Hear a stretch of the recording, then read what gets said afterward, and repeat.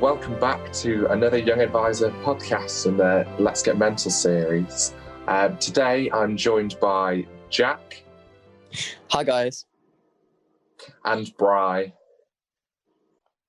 Hiya.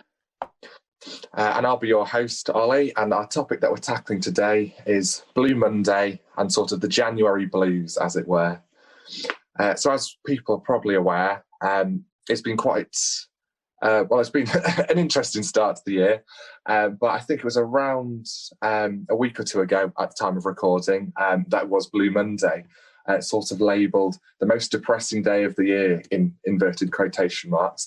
And we just thought we'd start off by maybe having a chat about what is Blue Monday, what does it mean, what we think of it, has everyone even heard of it? So I don't know if you wanted to kick off the conversation, Bri, to say about your understanding of Blue Monday. Yeah, I think from what I know of Blue Monday, I've always kind of heard about the January blues, but it has actually only been this year that I've kind of properly understood what Blue Monday is and what it means. I think it was the 18th of January this year. Is it something like the 3rd January of every year or something? Yeah, third Monday of every year, of every January. Oh gosh, yeah, that's what I meant to say. It's the first month of the year, so you sort of got it there anyway. Yeah, it's been a long day, a long January, should I say. I kind of, as I say, heard about January blues, and everyone kind of knows that little slump everyone gets after Christmas and the New Year, which is such like a positive time for a lot of people. But yeah, it wasn't until this year that I'd realised that there was one specific day that was supposedly, the saddest day of the year. And in all honesty, it just seems a bit odd that you can label a day as the saddest day of the year, because surely everyone has different sad days. But I don't know. I don't know what anyone else thinks. No, I think you made some good points with that one. It's very true. And I think the fact that it can be so easy to miss, I think I've been aware of it for a few years now. Don't really know why, might have just been a passing term. And I just always sort of accepted it at face value, I guess, just almost like it's another day of the year. Like we have, I don't know, Valentine's Day in February or Halloween in October. I just sort of assumed that was just a given January date. What about you, Jack? What's your sort of history with Blue Monday? Well, I hadn't actually heard of the term until last week. Although that, similar to what Bryce said, I kind of like agree with the whole January blues. Like the whole January blues is very familiar to me, but this Blue Monday I hadn't even heard of until last week. But at the same time, now that I have heard of it, I can actually understand it. And I think that it does make sense, because around this time of year, like obviously it's just after Christmas, people are usually a lot worse financially, and also because of the weather as well. Like, I mean, you might be thinking, what? We can't mention the weather, but actually the weather can play a vital role in some people's moods, especially if you have seasonal affective disorder, which is like a form of depression. And this time of year, like in the winter when it's dark, it gets darker earlier, I think that it can really dampen people's moods. So that does make sense in my opinion, even though I hadn't really heard of it before. But again, like I can also relate to what Bryce said as well about, I think that it doesn't necessarily mean it will be the saddest day of the year to everyone, because I think that it's very much dependent on our own individual lives, and we all have different things going on. Obviously things aren't great across the board right now because of COVID. But at the same time, like, who knows, like some amazing things might still be going on in the world in some people's lives. So it might not make it the most sad day of the year for some people because of that.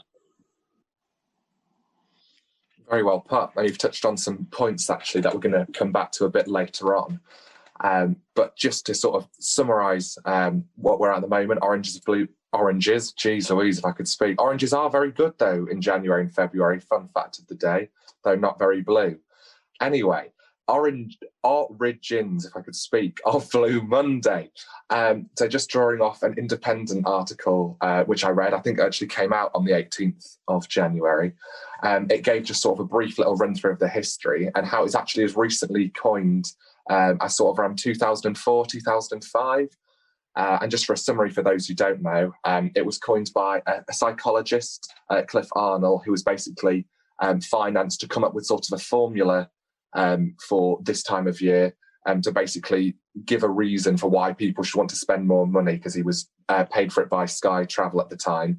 So it was then sort of an excuse to market and advertise some winter deals of sort of, oh, well, people are feeling down.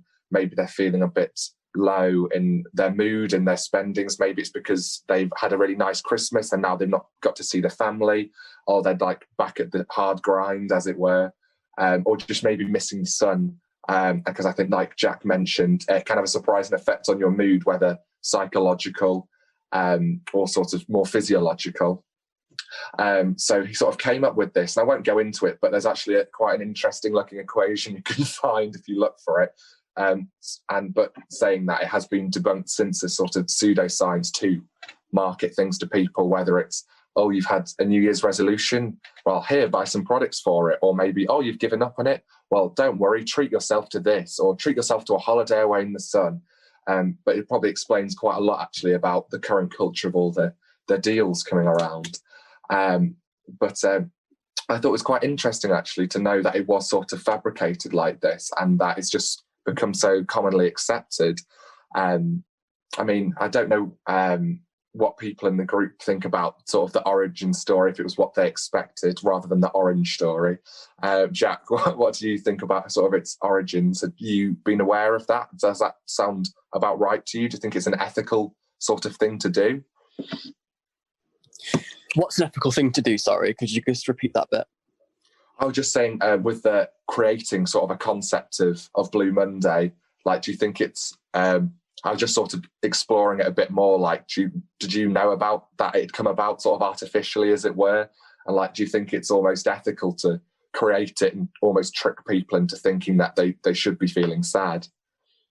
Yeah, I wasn't aware of it at all. And I do think that it can be actually quite damaging to some people coming up with this artificial term. Like, I mean, I understand why it was coined in the first place, because obviously, in general, like with everything being darker and with people struggling financially, like, it is understandable that people might have coined it to kind of like even explain why some people might be feeling kind of like worse off at this time of year.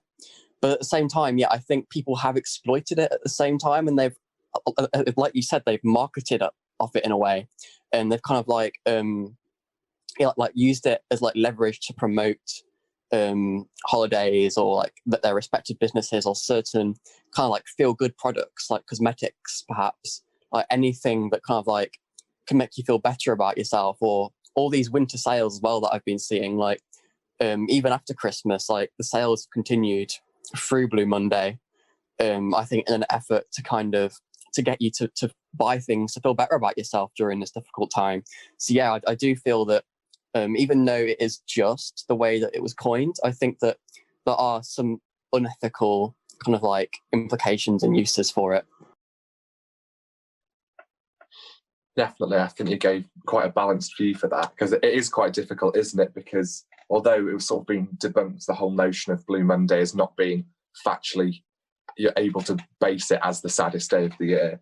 There is some sort of factual basis to the fact that it is like you do have the expression of January blues, and people do often speak about January feeling like the longest month of the year. So you can sort of see why people are looking for excuses to sort of like make themselves feel a bit better, or to brighten up what can seem like quite a long month after you've just been counting down to Christmas and the New Year, or for sort of celebrations and time off. It can suddenly feel a bit overwhelming, I guess. So it's nice to look for these other options, but maybe it shouldn't be that people are always trying to take advantage of these. Bri, what are your thoughts on the topic? Yeah, I think very similar to what you've both just said. I think the fact that it was sort of manufactured in a way by some company paying a psychologist to come up with this day of the year, which, as somebody who studies psychology, I can tell you that there's serious ethical implications about paying somebody to come up with some research that fits in line with what you want them to come up with. But anyway, just, yeah, sort of, I think it's very manipulative to have formed this almost pseudoscience, like you said, because I mean, I haven't read the scientific research and like evidence behind it, but from what you mentioned about it being debunked a little bit later, I think it's quite manipulative to use almost people's emotions and come up with this sort of day where companies can put a load of sales on and increase, their profit at the expense of other people. But also in a way, I guess, if that is a day that people generally feel sad, in some ways, if buying a holiday in the summer and having something to look forward to at a cheaper price helps them get through it, then I don't know, I guess you could argue that sometimes it might be slightly beneficial to the people on the receiving end of it. But it's when that sort of January blues and everything like that becomes a real problem for some people, because obviously I know suicide rates in January are, increasingly high, and I think by coining this term Blue Monday and then applying it to a load of sort of discounted sales is a bit insensitive to all the people who are really struggling out there in January. But yeah, it's a bit of an odd one. I think I've kind of just rambled there. I'm not sure what my opinion is at this moment, to be honest. No, I think it is. I think that's the thing that makes it so confusing, because it doesn't feel like there's quite a yes or no answer to it. And I think it's that difficulty where people are sort of saying, okay, well, it isn't ethical to sort of like mislead people into making decisions, but if they are making cheaper things, it's sort of like, well, would that still exist without or not? Or it's an interesting thing to debate. And also, just when you're saying with your pseudoscience, because I'd like to see what sort of things you would have come up with, because I know you're both academic psychologists, students, or have or pursuing it further forward. But I can read you sort of a little brief summary of this, because if you have a look, it looks, if you weren't given, I guess, sort of the definitions for the algebraic terms used, it does actually look almost physicsy in sort of how it's written, for want of a better term. But it's weather, add open brackets, debt minus monthly salary, close brackets, times time since Christmas to the power of time since failing our New Year's resolution, all above, so divided by low motivational levels times the need to take action. So when you look at it as an equation, it's W add open brackets D minus small d times T to the power of Q, all above M times NA. But then you hear all those terms about weather being the first term, and it's like, did anyone really buy this? I kind of, yeah, it's a weird one, because weather it has been shown that like the actual sort of it's something to do with your serotonin levels when there's more sunlight and stuff like that. But sort of having things like New Year's resolutions and failing New Year's resolutions, that's very odd, because you must have somebody who sets a New Year's resolution, and you also must have someone who fails a New Year's resolution. So this formula isn't applicable to everyone. So I have no idea how they calculated this, because surely it should be based on a person by person basis. So how did they must have drawn averages from somewhere, but where did they get this data? I'm so confused. Do you think you would have had a different equation? What would you have as your equation for Blue Monday? Have you got any ideas? I would have absolutely no idea, and in all honesty, I don't think I would be drawn into it. I'd have just been like, we all know January is a rubbish month, like, but then also December's a rubbish month for a lot of people. So I don't know. It's really hard. It's weird. I don't know. Because like I say, there's a lot of statistics that show that like January is a really rubbish month for a lot of people, but also Mondays. There's a thing about Mondays. I think like some studies have shown that there are higher suicide rates on Mondays than any other day of the week, which is also another like, why is this the case? Is it, sort of situational things, and what could be done to sort of change this? Why does everyone hate Mondays? Is it because a lot of people are in jobs that they don't like, or I don't know. It's really interesting. It is really interesting, especially because at the end of the day, calendars are very arbitrary. Not I guess in terms of like, you can base it around like the day lengths and all that, and say that there is sort of that But in terms of, like you were saying, December being a hard month, it makes me wonder, like, if maybe the biggest celebration of the year, at least for the UK, had been maybe in January or in February. It makes you wonder, would January still feel like such a hard month for people, or would that then shift over? Would it make the month directly afterwards always feel the worst because it seems as it's the pinnacle going into the start of something else? Like, is that it? Is it? You made a good point there, actually, how it's linked to Monday. Are they trying to sort of combine two different things which people are sort of a little bit peeved about and trying to sort of emphasize it again? I don't know what your thoughts are about all of this, Jack. What are your thoughts on like this equation? Does it sound like anything you would have been interested in? Oh, I think that equation sounds very much inherently flawed. Like, as a psychology student myself, I was thinking pretty much the same questions as Bri was. I was thinking, like, where on earth did they get this data from? What was the sample? I mean, I haven't read the article myself, but it just sounds very much so flawed. And especially the fact that the article was, like, they paid a psychologist. That speaks volumes on its own, because one thing that you need to be aware of when you're looking at articles, when you're kind of like peer reviewing articles, is was someone paid? Like, was there any funding? Because it can actually change the nature of the results, like how they're written out. So that's a very important point. And also with the methodology itself, I feel like an equation like that, like a physics sounding equation, I don't feel like that's the right way to go about this particular topic. Like, I feel that a better way of analysis would have been either some kind of multiple regression, which is basically when you compare the relationships of lots of different variables. Because I feel like this was very kind of like narrow-minded in the way that it was worded in the equation.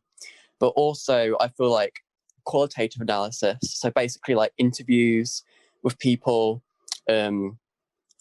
surveys, that kind of thing, like open-ended questions would have been way more valuable, because you could have got rich data from people and actually got opinions rather than just numbers that literally could be flawed. So I think that the subjective truth or knowledge that we construct in our reality is way more important for this kind of like dilemma than some randomly constructed physics equation. But I think that people's opinions and values are way more important when considering this, because obviously we talked about Blue Monday.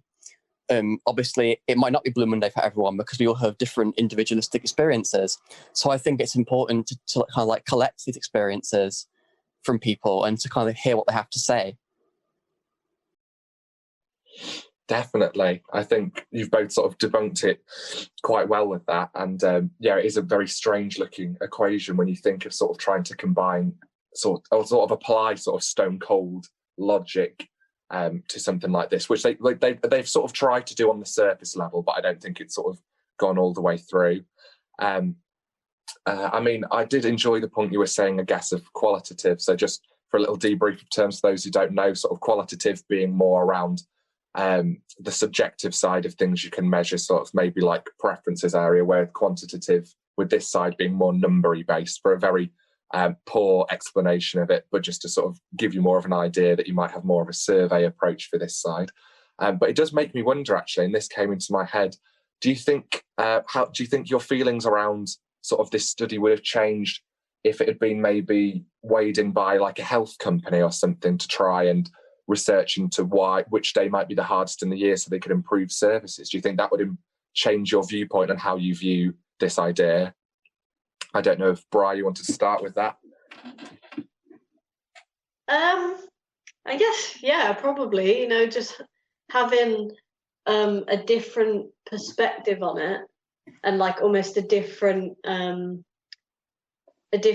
route from where this was coming from makes it a little bit nicer. That, I don't know if I've said that right, but basically by having sort of a company wanting to make money off people being the funding for it, just instantly puts it at a disadvantage. And in my head, I'm there going, okay, so whoever the psychologist was probably realised that because they're being paid by this company to do it, they're going to try fit in line with whatever they want, and they'll try and come up with something that is slightly skewed. Whereas if you had sort of a health body as well, or, you know, like if there was multiple different funders and things like that, then it's likely to be more balanced because there's no specific bias in, for example. But also, I guess that's a little bit bad on my half by saying if it was just a health body, I wouldn't necessarily question it as much, which you probably should still, because it's still a weird idea to try and figure out a day in the year that's going to be the saddest day. Like, it's not, I don't think it's quite as easy as that. But I guess, yeah, probably having a health perspective probably would have made me less skeptical. But then I guess it would only be because you know that it's going to do some good. So you'd be like, it's a little bit of a weird concept trying to pin sadness down to one day, but at least they're coming from a good place. But yeah, I don't know. It's a weird one. Would it change your opinions at all rather than would it change your opinions at all, Jack, if it had been maybe a study by some sort of a private or public health company? On an individual level, I think it would have probably given the results a bit more credibility and validity. But in the grand scheme of things, I don't think it would have really changed my kind of like opinion about it, because I feel that I still feel like this topic can't really be measured by numbers, and I do feel like it's very subjective, and it is very dependent on different people's kind of like opinions and kind of like insights into their daily lives. So I think that for this, a qualitative study full of some detailed interviews would have been way more efficient. Or even just looking more at literature in general, I feel like it would, I believe it more if it was backed up by other studies, or even a meta-analysis, or basically like an analysis of a number of studies, rather than just looking at one study, which might be very flawed in the methodology. But I think if it had other studies to back it up, it would be more believable. But yes, I don't think there really is any literature that backs up this equation, as far as I'm aware. No, I think that is the whole point. It was just more sort of a little thought experiment, I guess, as it were, to see sort of how people's opinions change depending on sort of like what the motivations are. And like, could you say it becomes more ethical if there was better intention, I guess, is me taking my little philosophical approach behind it. For any of our hardcore philosophy fans out there, I salute you. Anyway, moving onwards. So we sort of had a little chat around the truth in Blue Monday, and rather the lack of. But I think it's been mentioned before, so SAD, SAD, seasonal affective disorder. But I thought we could have a little chat about that. And I think Jack mentioned it earlier. I think some people refer to it as sort of like winter depression, but I think it's usually associated more with the winter and darker autumn months, where people might experience sort of like typical symptoms of low mood or depression-related concerns. So like low mood, irritability, feelings of lethargic, so being more sleepy or feeling despairing about things, feeling maybe some issues with eating combined in there. So we're just sort of seeing, is this maybe where some of this background is for why people see January as such a hard month, because it's part of this time where people do experience psychiatric difficulties.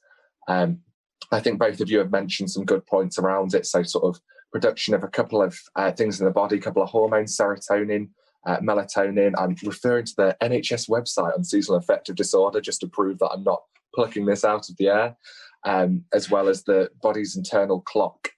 So sort of like how, because a lot of this is all reliant on sunlight. So this, as people have explained, would potentially affect why a lack of sunlight will make people feel rubbish, which does also make you wonder, are there areas in the world where Blue Monday doesn't make sense to exist in January? So if you're in the Southern Hemisphere, surely it's the middle of summer coming up around now, isn't it? So does it have less of a weighting down there? Do people have it differently? It's just something that popped into my head there, actually.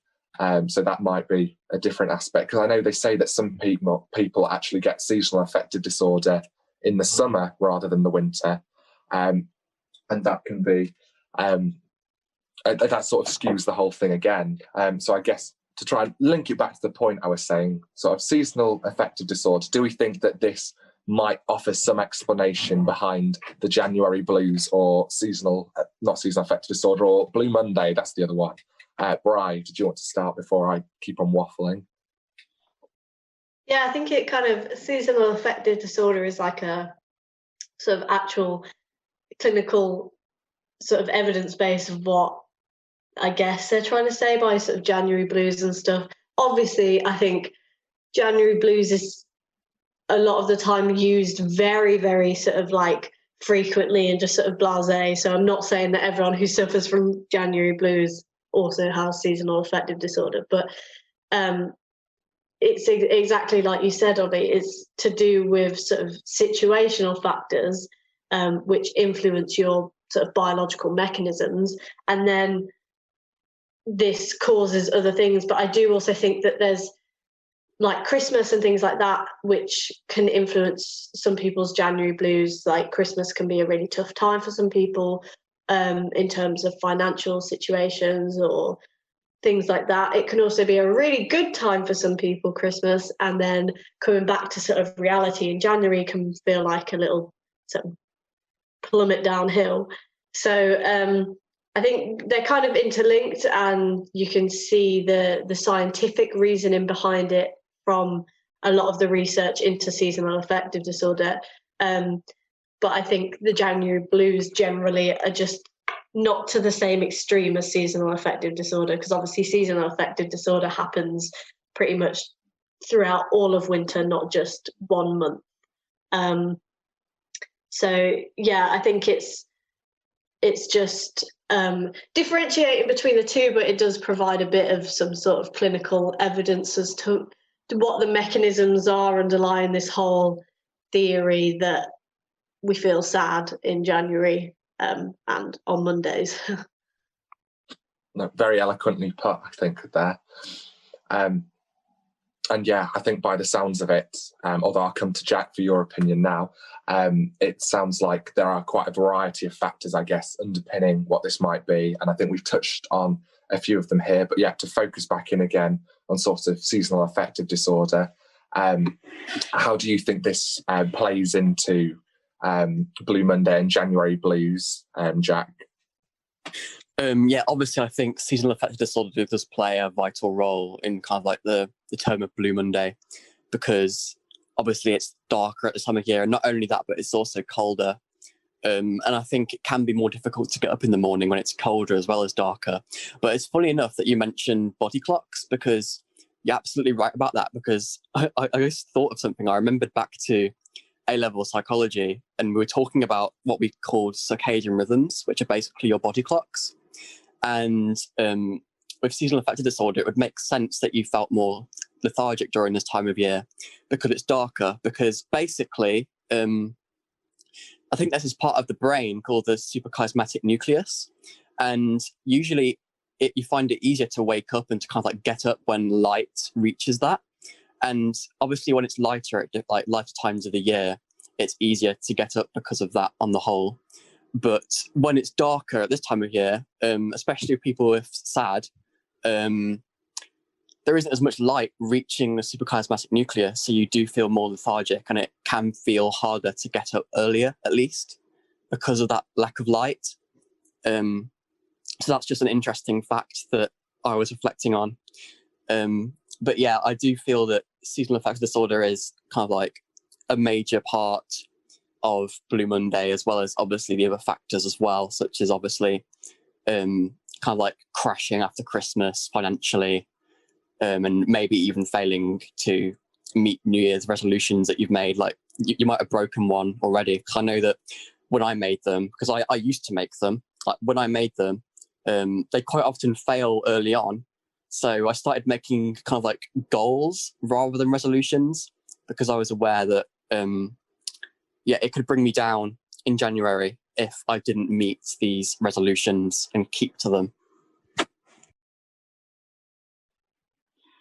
Yeah, I think you were able to sort of explain that in a little bit more detail for people looking for, I guess, more specific terminology out there, and sort of another interesting take, isn't it, on looking at the real effects of light on the body, which is, like I was saying, why it'd be interesting to know sort of like how, in terms of like quantity of people, does seasonal affective disorder present more in January, February, December time in the Northern Hemisphere, and then around June, July, August in the Southern Hemisphere, because obviously the light's being swapped around in terms of getting more of it, or does it work there? But anyway, moving forward from this, in terms of, is there any truth in Blue Monday? We sort of touched on one there, sort of seasonal affective disorder, whether you have it or whether you're just affected in similar ways to people who do suffer with it more clinically. I think we've also touched on sort of Christmas and it being a harder time of year in general in terms of going back to work. And in terms of this year as well, I think obviously this was sort of seen as the year of hope almost, after sort of the God forbidden last year. But I don't know if anyone watched sort of the New Year thing on that the BBC put on, where they had the big fireworks display, and it was all the reflections back on last year. And people speak so much about sort of the future and the hope of this year, and at least they were doing in last year since probably about May, just waiting for the future, the dawn. So sort of, do people think that maybe this year will have felt that it's hit any harder or less hard because this has been seen as the year of hope? How have people's years been so far? Does it play into a Blue Monday? Do you want to start this time, Jack? I feel like this year has definitely been probably one of the harder Blue Mondays because of this whole pandemic that's going on. I feel that because people can't go outside and like meet their friends and stay active in that way, I feel like that's kind of like the best release for many people, kind of like catching up with their friends. But since that they can't do that, I feel like Blue Monday is hitting you harder because of isolation and being stuck inside. It's kind of like you're being cut off from the world in that regard. And that's why it's so important to kind of like stay connected, in my opinion, because obviously Blue Monday will hit you harder, like the January blues will hit you harder because it's darker and you feel more trapped kind of in your own little bubble in your own house. So I do think that it has hit harder this year because of Corona. And also, even though people were kind of like looking at this year to be the year of hope, like I think that it's still difficult for people to kind of like see the end of things, especially right now, because we're all in lockdown at the moment. And I mean, at least from my perspective, it just feels like it just keeps dragging on, and it feels like every day is the same. And I think that really doesn't help with Blue Monday or January blues, because it's like there's no end to that stage, and it just feels like it drags on with all of these restrictions and with being like trapped in your own bubble, unable to go anywhere. So yeah, I do think that lately, the past year, and even the start of this year has definitely hit harder than most, for sure. Definitely. So it sounds like you have probably experienced it as well, with sort of that first-hand side of it being a bit of a different way to start the year, shall we say, and that maybe it's weighed in a bit more. And I guess it's made me think from some of the points you raised that almost maybe one of the big truths around sort of Blue Monday and January blues in terms of what people then commercialise on is this idea of looking for something different, something special, something to celebrate. I guess a bit, and with New Year's resolutions being sort of one idea, if they then fail, I guess it's that sort of lack of hope. Obviously, some people have birthdays in January, so I wonder if maybe some people are always really excited for January to come around, or maybe does that have an effect on how they feel that they're able to celebrate? They feel that people don't want to do as much stuff, or maybe one way of getting around some of these struggles with the January blues, with Blue Monday, is just trying to sort of, who needs an excuse to have something nice happen, but letting yourself have it because it's okay to let yourself be happy, not to make it overly simplistic, I guess. But yes, Bri, how has your 2021 been? Has it been the year of hope, or have you felt the impact of Blue Monday? I think not necessarily impact of, I guess it kind of ties into Blue Monday, but like you said, like everyone looked forward to this year since sort of like, I think it was even April time, like when we went into that first lockdown and everyone was like, oh, it'll be fine by Christmas. And then like 2021 will be like a new year. And especially when like summer wasn't as everyone planned, like people didn't manage to go quite on as many, like as on holiday and stuff like they planned. Everyone was like, oh, 2021, like going to be amazing. And I think we kind of touched on this in our sort of New Year's Eve podcast, but it didn't happen that way. Like it didn't it hasn't gone for Christmas, and a lot of people didn't have the Christmas they usually would, so people were still kind of a little bit upset about that. And then we come into the new year and we're in a lockdown, so like yeah, it's again situational factors, but definitely this lockdown, I mean, I don't want to go too much into the COVID stuff, but like this lockdown being in sort of winter and the weather being absolutely horrific at the minute, like freezing cold or snowing or raining or whatever. And sort of, I think January time, so I'm a university student, so January time is always super stressful with deadlines and exams and things like that. So doing that during like a lockdown when you can't go out and get fresh air as easily as you could.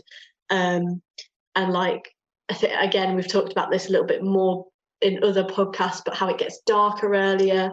So you can't go out and there's not as much of the day to go out and do exercise. For, you know, being a woman, I can't go out at like 10 o'clock at night because it's just not safe to go running and stuff on my own in the evening, whereas in the summer it might have been slightly easier. So yeah, there's like just situational things that make it a lot more difficult. And again, I'm kind of in this weird mindset of, oh, summer, like I'll look forward to summer and it'll all be fine by then. But in the back of my brain, I'm like, well, it wasn't fine by Christmas and we all thought it was going to be. So there's kind of, I think, a lack of hope this year, more so than usual, because of everything that happened last year. So I think January blues will be hitting people a lot harder, but maybe not necessarily just because it's January, but just because of everything that's happened up until now. Yeah. I think you both summed it up well. And I guess to avoid it being too doom and gloom, but if we're saying that January blues is around and here to stay, at least for the time being, in our thoughts and our minds, whether it's due to seasonal affective disorder, whether it's due to people needing that sense of change, New Year's resolutions, is it due to Christmas or are there celebrations that have come and gone? I mean, I know, ironically, I feel I've had quite a nice January. I've been enjoying my new job role.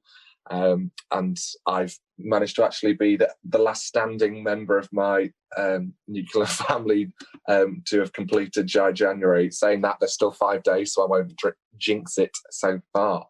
But so we're saying January blues is here, but how do we get through January blues then? It's not be all or end all. What are people's ways of getting through it? What suggestions do we have for people feeling a bit fed up to start with? I know for me, I think I've been trying to just find excuses to have happy things. Like, why not give yourself an excuse to be happy? Listen to some nice music, have a silly conversation with friends, like have something that you fancy eating, having that extra line, something like that. I don't know. What would be your suggestion if you're feeling a bit fed up, Jack? What do you usually do? I try to stay active in every way that I can. Like, I know that I usually slump the most if I just end up doing nothing and ruminating and just overthinking. But if I like force myself to get out of my bed, because I find that my bed is actually a place that I'll tend to ruminate if I just stay in bed. But if I kind of like move from my bed and even start with little things like making my bed, I think that making your bed can go a long way to kind of like kickstarting your day and putting things, breaking that negative cycle and starting kind of like a positive one instead. And I feel that it's important to stay on top of your exercise routine as well. So like I've been trying to, like, obviously you can't go to the gym right now, you can't really meet up with friends and do anything like that sports wise, but you can still kind of like do home workouts. And I've been quite fortunate lately because my family, we recently got a rowing machine. So the rowing machine has been quite beneficial for staying active, as well as weights that I have as well. But I find that helps to kind of like keep me positive and kind of like release those endorphins from my body. Also, I try to stay connected with my friends online because obviously, like, for me, I find that I'm happiest when like I'm talking or with my friends. So I do try to talk to my friends and like keep tabs on like what they're up to and stuff, and like we'll FaceTime or like just chat on Messenger or whatever. So I do think it's important to stay connected, especially like if you're feeling isolated due to these kind of like darker days. But I think it's important to stay connected with people that you love. And like you said as well, like don't be afraid to treat yourself. Like go and bake yourself a cake or something. You know, like I love cake, so I think it can be a very good way to cheer yourself up just by doing simple things like that.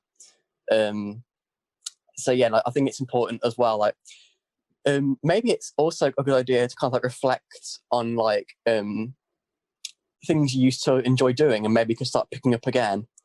Like or hobbies that you used to do, like say playing the piano, for instance. Because I used to play the piano, and I mean it'll be interesting to pick it up again. I've been thinking that recently, now that we've got so much time. But yeah, or even just looking back for old photos, just for old time's sake, just something to kind of like put a smile on your face. But yeah, those are some of the things that I kind of like recommend to just like keep you going through January blues, Blue Monday in general, you know. I think you came up with a good list of different suggestions there. I quite liked sort of the idea, whether you intended it as one or not, but sort of the idea of making your bed to start the day. It's sort of quite a good metaphor, I guess, for any sort of day of setting yourself up. If you manage to prepare yourself well and put that time in to care for yourself and start the day mindfully, I guess, it can set aside the day to be far better than maybe one that's a bit more carelessly strewn, if you're just sort of not giving yourself enough time for this, not getting enough sleep, not taking care in the little things, I guess. So I quite liked sort of to zoom in on that quickly, because that seemed quite a nice one. And also, yeah, music is very much the key to my heart. So I think you've got some good ones there with music. I know my mum always likes to say that music is the closest thing we have to the meaning of life, and I very much live by that. Although I would be very biased saying that it's been something I've been doing since as long as I can remember. But I find that's always something that cheers me up. Whether that's blasting some ABBA really loudly and dancing around, or just singing along to anything, putting on the radio. I know loads of people go on about, oh, but what about singing, and what if I can't sing? But everyone can sing, and it's a very cathartic thing, actually, I think, to get it off your chest like that. Just very physical way of expressing yourself. Oh yes, I see what you did there with the ABBA from earlier. Oh yeah, ABBA's always on my mind. It's just, I do love some of the blatantly optimistic stuff there. It's just very feel good, I think. That and some 80s, that's ways to keep jamming. That'll be my recommendations. Or some Lizzo, she's very much the queen of self-care. I know Paloma Faith has done a song about me time, so it's out there in the music. We've got some feel-good, positive songs. We've had a very surprisingly good year, actually, last year for music, 2020. So maybe there's some songs out there you've not got a chance to listen to properly, but there's some cracking, uplifting music out there produced by some wonderful people. So maybe that's one way of getting through the January blues. But moving onwards, Bri, what about you for January blues? Hopefully we haven't talked your ear off too much. How do you deal with feeling a bit fed up? I think you've all kind of covered quite a few bases. So yeah, I guess for me, I'm in quite a rubbish, like a bit of a tough situation at the minute. So I'm living away from home with my boyfriend at university, and very isolated. It's not my university house, it's his university house, because he had to go back into uni because his course is still being ran. So it's just a bit sort of isolated, lonely and all that. So there's quite a few things that I'm realising help. So I know we've mentioned sort of fresh air and stuff like that, but it can be really difficult to find the time, especially when it's, raining or whatever, and if you're working a full-time job and things like that. So what I do is sometimes in the morning, just when I'm like, making a cup of tea or eating my breakfast, I'll just open the back door, slip on some sliders or something and just stand outside for literally like a couple of minutes while I'm having a few sips of my tea, and it just sort of wakes me up in the morning and I get a bit of fresh air. So that's one tip that I've been finding quite useful, and just doing that when you can.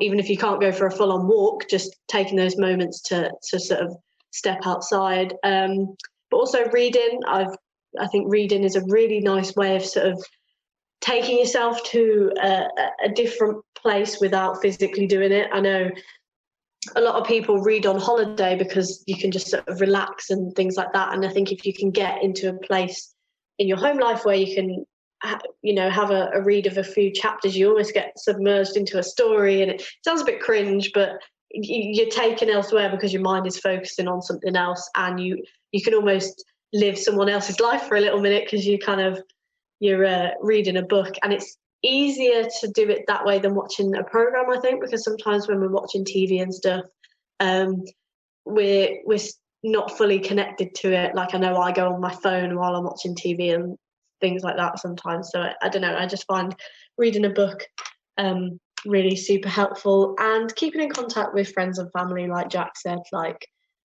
you know, whether that's through, I've been writing to my gran, we've been sending letters back and forth, which has been nice because it's something different.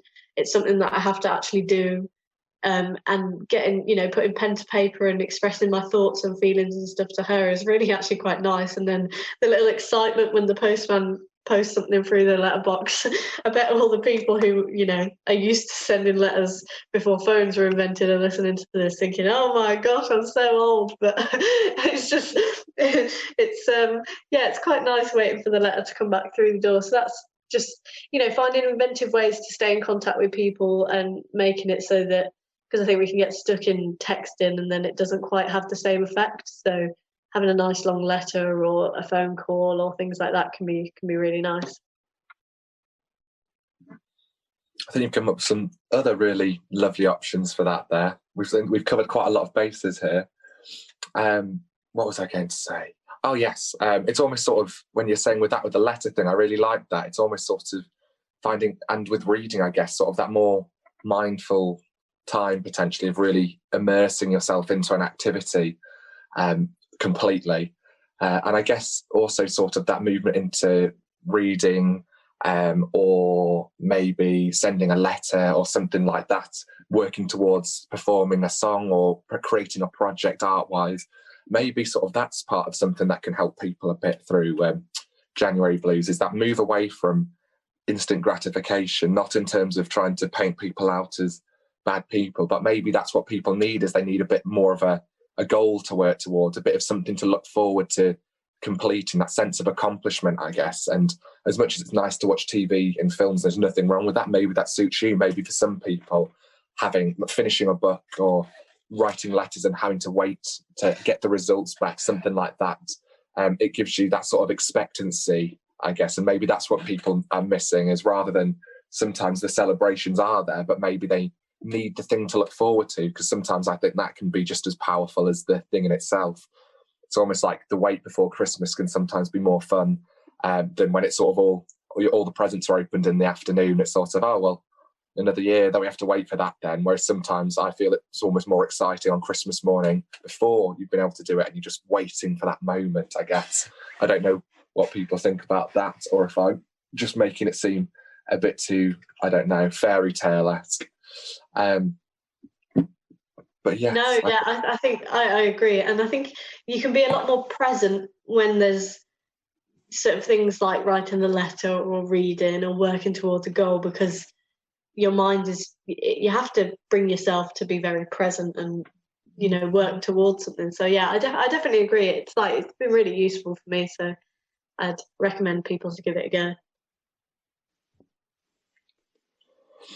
Oh, well, I think we've covered the main bones, I guess, of what I wanted to get through with today's one.